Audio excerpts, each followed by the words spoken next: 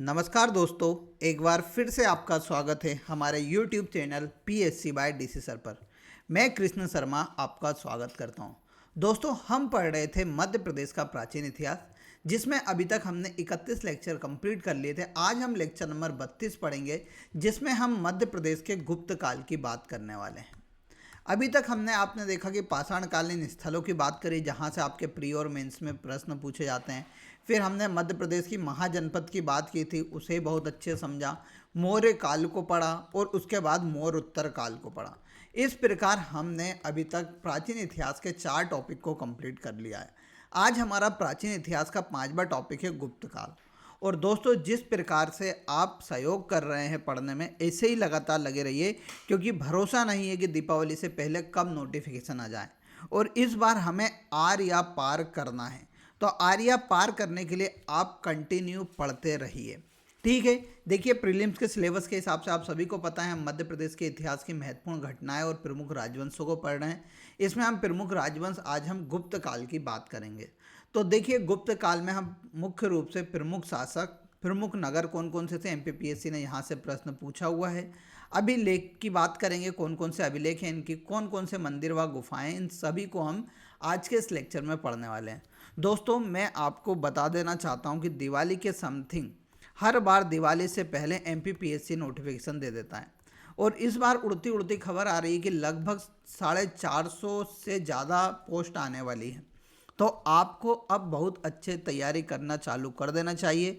उसके लिए आप हमारी टेस्ट सीरीज को ज्वाइन कर लीजिए, क्योंकि आपका प्रीलिम्स नहीं निकलेगा तो मेंस में फिर कोई मतलब नहीं निकलेगा। तो सबसे पहले आप प्रीलिम्स को अच्छे से पढ़ें, साथ साथ मेंस को भी करते चलें। और प्रीलिम्स के लिए आप हमारी टेस्ट सीरीज को जरूर ज्वाइन कीजिएगा। अब देखिए, हम सीधी बात करते हैं। सबसे पहले गुप्त काल के प्रमुख शासकों की हम बात करेंगे, तो श्रीगुप्त, जो कि गुप्त वंश के संस्थापक थे। उनके बाद इनके जो बनते हैं घटोत्कच, एक राजा बनते हैं जो कि गुप्त काल से ही संबंधित थे। और एक अभिलेख हमें प्राप्त होता है रीवा से। रीवा में एक अभिलेख हमें प्राप्त होता है, उसका नाम है सूपिया अभिलेख। और सूपिया अभिलेख में कहा गया है कि जो गुप्त काल है वह किसका वंश है, तो घटोत्कच का वंश है। किसका वंश बताया गया है कि घटोत्कच का वंश है। परंतु इसके प्रमुख संस्थापक का नाम क्या था, श्रीगुप्त था। परंतु सूपिया अभिलेख में बोला गया है कि भैया, जो गुप्त काल का हमें वंश देखने को मिलता है वह किसका है, घटोत्कच का वंश है। MPPSC ने यह प्रश्न बहुत बार पूछा है। दोस्तों, थोड़ा सीरियस हो जाइए और कंटिन्यू बेटा पढ़िए। मैं आपसे एक ही बात बोलूँगा कि हमारा काम है केवल पढ़ाना। हम बेवकूफ़ नहीं बना सकते हैं, ना हमें बनाना आता है। हम सीधे पॉइंट टू पॉइंट पढ़ाई की बात करते हैं, और उसके अलावा ना हम किसी और अदर बात नहीं करते हैं। मेरा यही मानना है कि आप MPPSC 2026 को टारगेट करके बैठ जाइए, और जो भी संसाधन आपको चाहिए, जैसे वीडियो लेक्चर्स वो हम आपको प्रोवाइड कर रहे हैं, टेस्ट सीरीज वो हमने आपको प्रोवाइड की है। फिर भैया मार्गदर्शन, तो हमारे सर का मार्गदर्शन आपको हर कभी मिलता रहता है। सर वीडियो कॉन्फ्रेंसिंग के माध्यम से भी आपसे बात करते हैं। तो देखिए, सभी कुछ हम आपको प्रोवाइड कर रहे हैं। तो देखिए, कहा जाता है कि गुरु हमेशा एक होना चाहिए। पढ़ने के लिए आपको प्लेटफॉर्म बहुत सारे मिल जाएंगे, परंतु कभी आप एक ही प्लेटफॉर्म से कंटिन्यू पढ़ते रहेंगे तो आपके डाउट बहुत अच्छे से क्लियर होंगे। साथ साथ आप उनके ऊपर विश्वास जता पाएंगे, और धीरे धीरे आप कभी किसी पर विश्वास करते हैं तो आपका विश्वास अपने आप पर भी बढ़ता जाता है। तो मेरा यही मानना है कि आप लगे रहिए ईमानदारी से। जिस प्रकार हम लगे हुए हैं, वैसे आप भी लगे रहिए। और जिस प्रकार हम नोट्स, कभी आप जिस भी दिन इस वीडियो के ऊपर कभी 100 कमेंट करा देंगे, तो मैं यकीन दिला रहा हूँ कि जो PDF मैंने आपको पढ़ा रहा हूँ, ये PDF आपको फ्री ऑफ कॉस्ट दे दूंगा। बस आप इसके ऊपर एक बार 100 कमेंट करा दीजिए, उसके बाद PDF में आपको फ्री ऑफ कॉस्ट दे दूंगा। ठीक है। घटोत्कच के बाद राजा बनते हैं समुद्रगुप्त। कौन बनते हैं, समुद्रगुप्त। समुद्रगुप्त को भारत का नेपोलियन की संज्ञा दी जाती। किसकी संज्ञा दी जाती है, भारत के नेपोलियन की संज्ञा दी जाती है। अब ये भैया इतने महान शासक थे कि इन्होंने अपना साम्राज्य हिमालय से लेकर नर्मदा नदी के तट तक क्या कर लिया था, विस्तार कर लिया था। इन्होंने विंध्य पर्वत को भी जीता था, याद रखिएगा। देखिए, सर्वप्रथम ये क्या करते हैं, विदिशा के एक राजा थे श्रीधर वर्धन, क्या नाम था उनका, श्रीधर वर्धन, जो कि एक शक राजा थे, उनको हराते हैं। उसके बाद यह मंडला, दमोह, सागर, रीवा आदि क्षेत्रों को जीतते हैं। आपके पेपर में आएगा कि किस गुप्त शासक द्वारा विदिशा के शक शासक राजा श्रीधर वर्धन को हराया गया था। तो आपको याद रखना है समुद्रगुप्त के द्वारा हराया गया था। अब देखिए विदिशा विजय के उपलक्ष्य में ये एरण जो कि सागर में गुप्तकालीन एक स्थल है, वहां पर एक स्मारक का निर्माण कराते हैं। कहां पर? एरण में। एरण सहयोग को गुप्त काल के दौरान एक नाम से जाना जाता है, उसका नाम है स्वयंभोग नगर। किस नाम से जाना जाता है? स्वयंभोग नगर के नाम से जाना जाता था गुप्त काल में। किस नगर को? तो भैया एरण को। किसको? एरण को। याद रखिएगा, ये बहुत बार पूछा हुआ कि एरण में अभिलेख किसने लगवाया? तो समुद्रगुप्त ने। और एरण को क्या कहा जाता था गुप्त काल में? तो स्वयंभोग नगर के से जाना जाता था।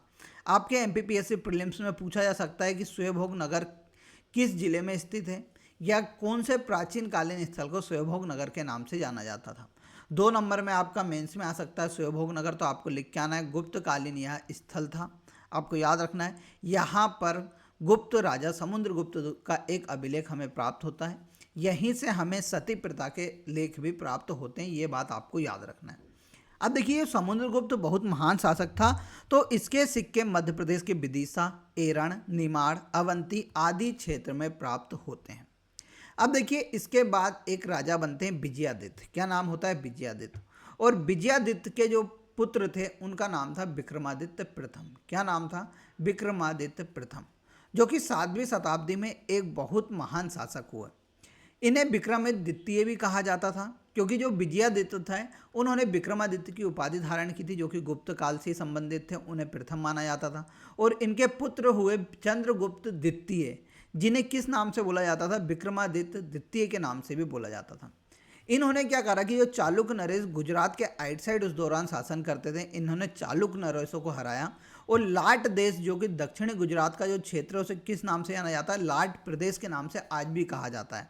ठीक है, तो इनके दौरान ही अरबों ने आक्रमण किया था। विक्रमादित्य द्वितीय के शौर्य के कारण अरबों के प्रयत्नों में सफलता नहीं मिली थी। यह प्रतापी चालुक्य राजा अरब आक्रमण से साम्राज्य की रक्षा करने में समर्थ रहा। फिर देखिए पल्लव राजा पुलकेशन को इन्होंने परास्त करके मार डाला। उसका पुत्र जो था विक्रमादित्य था, जो कि अपने पिता के समय महान शासक था, गद्दी पर बैठा। उसने दक्षिण के अपने शत्रुओं के विरुद्ध पुनः संघर्ष प्रारंभ किया। उसने चालुक्यों के वैभव को काफ़ी हद तक पुनः प्राप्त कर लिया था। किसका? देखिए पुलकेशन, उसका पुत्र विक्रमादित्य हुआ।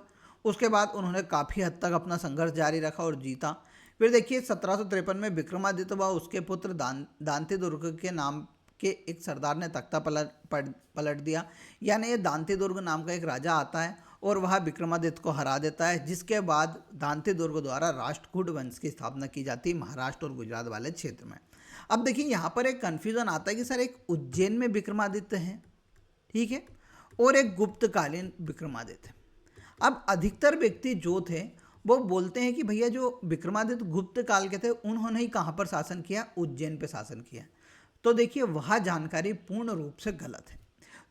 जिस विक्रमादित्य ने उज्जैन पर शासन किया है वह मुख्य रूप से गर्दभिल्ल वंश से संबंधित है। किस वंश से संबंधित है? गर्दभिल्ल वंश से संबंधित है, जिन्हें एक भील जनजाति का बताया जाता है कि यह वंश किस जनजाति का था? तो वह भील जनजाति का हुआ करता था। देखिए एक राजा थे महेंद्र आदित्य। क्या नाम था? महेंद्र आदित्य, जिनको गर्दभिल्ल के नाम से भी जाना जाता था, गंधर्व वेश के नाम से भी जाना जाता था। इनके द्वारा ही उज्जैन वाले क्षेत्र में गर्दभिल्ल वंश की स्थापना की गई थी। ठीक है, फिर उनका पुत्र होता है विक्रमादित्य। क्या होते हैं? उनके पुत्र होते हैं विक्रमादित्य और एक और उनके पुत्र होते हैं भृतहरि। आपने भृतहरि की कहानी सुन रखी होगी। और विक्रमादित्य, ये दोनों क्या हुए? गर्दभिल्ल वंश से संबंधित थे। इन्होंने 57-58 ईसा पूर्व में शकों को हराया और शकों को उज्जैन से बाहर भगा दिया। और इसी के उपलक्ष्य में जो गर्दभिल्ल वंश के विक्रमादित्य थे उन्होंने विक्रम संबंध की स्थापना करी थी 1557 ईसा पूर्व में। किसकी? विक्रम संबंध की, याद रखिएगा। और जब ये शकों को हराते हैं ये गर्दभिल्ल वंश के विक्रमादित्य, तो याद रखना कि यहाँ किसके सिक्के चलाते थे? तो यह चांदी के सिक्के भेंट करते या चांदी के सिक्कों को चलाते हैं। तो ये बात याद रखना कि ये विक्रमादित्य जो उज्जैन में आज हमें देखने को मिलते हैं, सम्राट विक्रमादित्य जिन्हें कहा जाता है, वो गर्दभिल्ल वंश से संबंधित थे। और राजा भृतहरि भी किस वंश से संबंधित थे? तो वो भी मेनली गर्दभिल्ल वंश से ही संबंधित थे। देखिए ये महान राजा हुए, अपन गर्दभिल वंश की बात करेंगे तो देखिए भविष्य पुराण और स्कंद पुराण में इनका विवरण मिलता है। और एक अरब विजय, इन्होंने ऐसा कहा जाता है कि इन्होंने अपना शासन अरब तक फैला लिया था। और अरब विजय का वर्णन जहराम किनतोई की एक पुस्तक है सायर उल ओकुल, इसमें हमें प्राप्त होता है। तो ये सभी बातें आपको याद रखनी है। इनके बारे में कहा जाता है कि इनके दरबार में 9 रत्न भी हुआ करते थे, आप सभी को पता है। वो सभी अपन जब गर्दभिल वंश के बारे में पढ़ेंगे मैं उसमें आपको बताऊंगा। पर आपको याद रखना है कि दोनों विक्रमादित्य अलग अलग हुए। ये राजा सम्राट विक्रमादित्य यहाँ गर्दभिल वंश से संबंधित थे, और एक विक्रमादित्य हुए वह किस वंश से संबंधित थे, तो वह थे अपने गुप्त वंश से संबंधित। देखिए विक्रमादित्य कुछ नहीं था, विक्रमादित्य एक प्रकार की उपाधि हुआ करती थी जिसे बहुत सारे राजाओं ने धारण की। जैसे आपने सुना रखा होगा कि जब पानीपत का द्वितीय युद्ध होता है जिसमें अकबर की सेना किससे लड़ती है, हेमू से लड़ती है। और हेमू को विक्रमादित्य की भी कहा जाता था, क्योंकि हेमू ने क्या कहा था, हेमू ने विक्रमादित्य की उपाधि धारण की थी। ठीक है, तो इस बात को आपको यहाँ पर याद रखना है। फिर देखिए उसके बाद शासक बनते हैं कुमारगुप्त। कुमारगुप्त के कालकाल के दौरान गुप्त काल पे हुणों का आक्रमण स्टार्ट हो जाता है। किसका? हुणों का आक्रमण स्टार्ट हो जाता है। वत्स भट्टी द्वारा लिखित अभिलेख में कुमारगुप्त का जिक्र मिलता है। याद रखिएगा, वत्स भट्टी एक व्यक्ति थे जिन्होंने संस्कृत में एक अभिलेख लिखा था, वह है मंदसौर अभिलेख, जो कि आज की डेट में हमें कहाँ पर देखने को मिलता है, मंदसौर में ही प्राप्त होता है। एमपीपीएससी ने पूछा है कि मंदसौर अभिलेख किसके द्वारा लिखा गया था, तो देखिए ओलिकर वंश के समय में लिखा गया था, परंतु उस दौरान उज्जैन वाले क्षेत्र में या भारत वाले में किसका, गुप्त वंश का शासन चलता था। तो वत्स भट्टी ने उस दौरान मंदसौर में एक अभिलेख लिखा था जिसमें एक विवरण हमें मिलता है किसके बारे में, कुमारगुप्त के बारे में। ठीक है, कुमारगुप्त के समय मंदसौर को दसपुर कहा जाता था। और एक तूमेन अभिलेख भी हमें मध्य प्रदेश में मिलता है जिसमें कुमारगुप्त को शरदकालीन सूर्य कहा गया है। इंपॉर्टेंट है, एमपीपीएससी ने पूछा है निम्न में से किस राजा को शरदकालीन सूर्य की संज्ञा दी गई है, या किस अभिलेख में हमें शरदकालीन सूर्य की संज्ञा देखने को मिलती है। फिर उनके बाद मिलते हैं भानुगुप्त। भानुगुप्त जो थे हिरणों से बचाव के लिए अपने मित्र गोपराज को बुलाया, परंतु यहाँ पर क्या होता है, एरण के समीप गोपराज की क्या हो जाती है, मृत्यु हो जाती है। तो उसके कारण उनकी पत्नी क्या करती है, सती प्रथा का पालन कर लेती है, जिसका वर्णन हमें किस अभिलेख में मिलता है, तो एरण अभिलेख में प्राप्त होता है। तो याद रखिएगा भानुगुप्त भी अपने गुप्त काल से ही थे। इनके दौरान हूणों का आक्रमण होता है, तो भानुगुप्त अपने मित्र गोपराज को बुलाते हैं। तो गोपराज की हूणों द्वारा क्या हो जाती है, मृत्यु हो जाती है। तो उनकी पत्नी क्या करती है, सती प्रथा का पालन कर लेती, जिसका वर्णन हमें कहाँ पर, एरण अभिलेख में देखने को मिलता है। ठीक है, बस इतने ही शासक आपको याद रखना है मध्य प्रदेश के हिसाब से। अब देखिए प्रमुख नगर की हम बात करते हैं तो दसपुर जिसे मंदसौर कहा जाता था। फिर देखिए स्वयंभोग नगर जिसे एरण कहा जाता था, दसाण जिसे विदिशा कहा जाता था, अवंती जिसे उज्जैन कहा जाता था। ये सभी गुप्तकालीन प्रमुख नगर थे।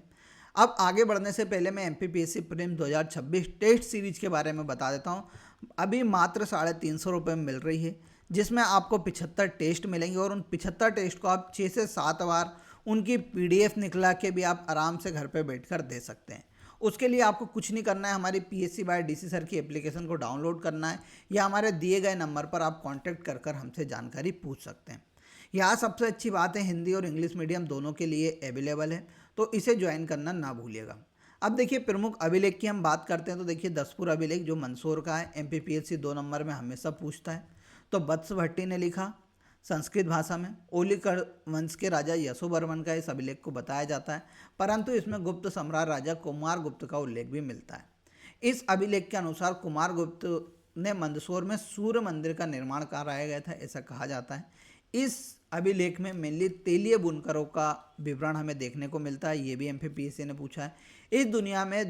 इस अभिलेख में दुनिया का पहला विज्ञापन प्रदर्शित होता है, यह भी एमपीपीएससी ने पूछा था। याद रखिएगा ये सभी फैक्ट पूछे गए, इसीलिए मैंने इन सभी को ऐड किया है। फिर देखिए सूपिया अभिलेख जो कि रीवा में मिला, मैंने अभिहाल बताया था, घटोत्कच की वंशावली कहा गुप्त काल को। सूपिया अभिलेख रीवा में, अभिहाल बता दिया। एरण अभिलेख सागर में, जिसमें भानुगुप्त जिसे देवगुप्त भी कहा जाता था उनसे संबंधित था, और उसके एक राजा थे गोपराज।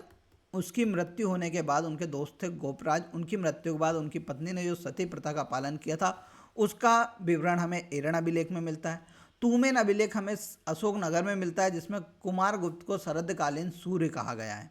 ठीक है, याद रखिए क्या कहा गया है, शरदकालीन सूर्य कहा गया है। फिर हम आगे बात करते हैं तो आगे देखिए, सांची अभिलेख रायसेन में धनदान का जिक्र मिलता है। उदयगिरी अभिलेख चंद्रगुप्त द्वितीय के मंत्री वीरसेन ने विदिशा में उत्कीर्ण कराया था उदयगिरी अभिलेख, और इसी के पास हमें देखने को मिलती है क्या, उदयगिरी की गुफाएं। गुप्तकालीन गुफाएं हमें देखने को मिलती है जो कि उदयगिरी की गुफाएं जो कि विदिशा से है। 5वीं शताब्दी में इन गुफाओं को बनवाया गया था जो कि हिंदू व जैन धर्म से संबंधित है। गुफाओं का निर्माण वीर सिंह द्वारा कराया गया था। गुफाओं की कुल संख्या कितनी है, तो 20 संख्या है। सबसे प्रमुख कौन सी, 5वीं है, जिसमें विष्णु भगवान की बराह अवतार की प्रतिमा रखी हुई है। गुफा नंबर 1 और 20 जैन धर्म से संबंधित है।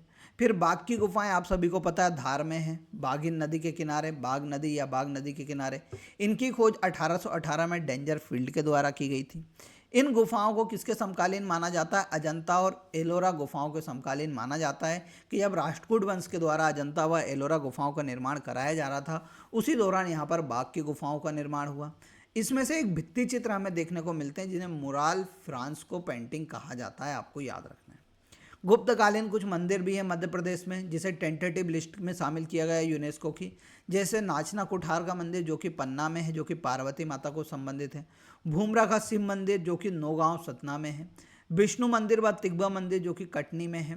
पिपरिया का विष्णु मंदिर जो कि उछेरा सतना में है। खोवा मंदिर शिव जो कि कहाँ पर है, सतना में। तो अधिकतर आपको देखने को मिलेगा कि इनके जो मंदिर हैं हमें पूर्व मध्य प्रदेश में देखने को मिलते हैं। तो यहाँ पर हमारा गुप्तकाल कंप्लीट होता है। यह लेक्चर आपको कैसा लगा कमेंट बॉक्स में ज़रूर बताना है। साथ में एक आंसर बताना है कि मंदसौर में जो अभिलेख है उसमें किस गुप्त राजा का हमें विवरण देखने को मिलता है।